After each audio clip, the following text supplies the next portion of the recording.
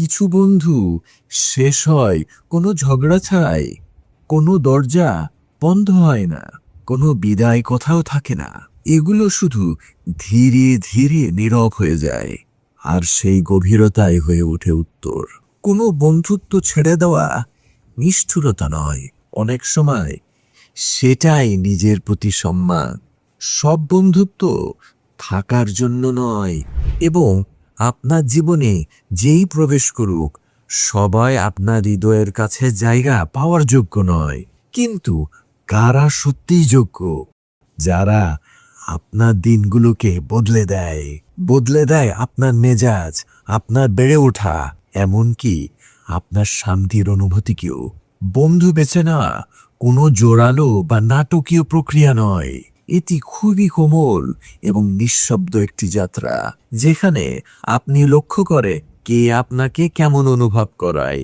আপনি কথা বললে, আপনি নীরব থাকলে, আপনি ক্লান্ত হলে, বা যখন আপনি নিছক নিজের মতো থাকেন। কেউ আপনাকে হালকা করে, কেউ আপনাকে বিশ্বাস করে, আর কেউ কেউ আপনাকে এমনভাবে বোঝে তা আপনি নিজেও ভাবেননি। এই শিল্পটি গুরুত্বপূর্ণ কারণ আপনি যাদের কাছে রাখেন তারা শুধু আপনার সময় পূরণ করে না, তারা আপনার ভাবনা, আত্মবিশ্বাস, অভ্যাস, সিদ্ধান্ত এবং শেষ পর্যন্ত আপনার সামগ্রিক মানসিক সুস্থতাকে প্রভাবিত করে। বুদ্ধিমত্তার সঙ্গে নির্বাচন করুন, অহংকারের জন্য নয়। এটি আপনার শান্তিকে রক্ষা করার জন্য, এবং এমন মানুষদের দিয়ে নিজেকে ঘিরে রাখার জন্য যারা আপনাকে বাড়তে সাহায্য করে, সংকুচিত করে না।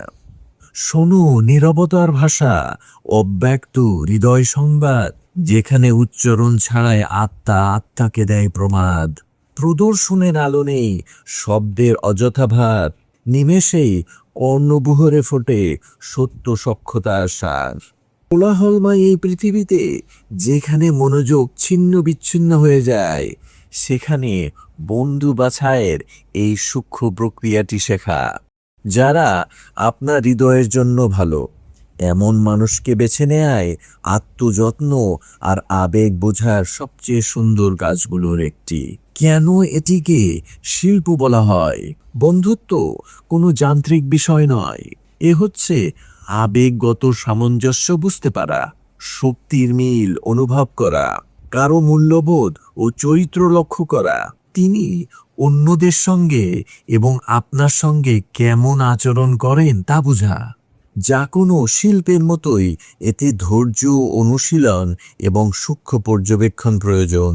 আপনি সম্পর্ককে সচেতনভাবে ধীরে লালন করেন, তাড়াহুড়ো করে নয়। কেন এটি নিঃশব্দ?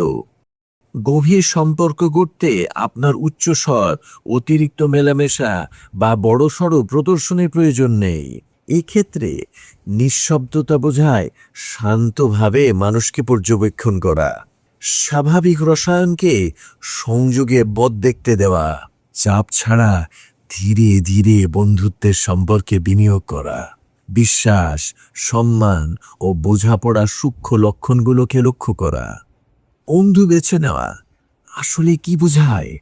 এটি বোঝায় যে সঠিক বন্ধুত্ব গড়ে তোলা একটি সচেতন, মননশীল, কোমল অনুশীলন, একটি শিল্প যা আপনি নিঃশব্দে চর্চা করেন, যেখানে গভীর সম্পর্কগুলো স্বাভাবিকভাবে বেড়ে যায়, জোর করে নয়। এটি আপনার অন্তরঙ্গ বৃত্তের গুণমানকে প্রাধান্য দেয়া সম্পর্ক, যারা আপনাকে আবেগগতভাবে সমর্থন করে, যারা আপনাকে বুঝে এবং সম্মান করে, যাদের মূল্যবোধ আপনার সঙ্গে সঙ্গতিপূর্ণ, যারা আপনার জীবনে শান্তি আনে, বিশৃঙ্খলা নয়। এটি সংখ্যা বা জনপ্রিয়তার বিষয় নয়, বরং সেই বিরল মানুষদের খুঁজে পাওয়া যারা সত্যি আপনার জীবনকে সমৃদ্ধ করে। শিরোনামটি গুরুত্ব দেয় বন্ধু নির্বাচনের পদ্ধতিকে, একই সঙ্গে এটি ইচ্ছাকৃত এবং সূক্ষ্ম একটি প্রক্রিয়া। এটি নিঃশব্দ কারণ এতে প্রদর্শন, জোর করে সম্পর্ক গড়া বা কেবল সামাজিক মর্যাদার জন্য মানুষ সংগ্রহ করার বেলায় নেই। এটি অন্তর্দৃষ্টি, উপলব্ধি এবং আভ্যন্তরীণ প্রজ্ঞার উপর নির্ভর করে।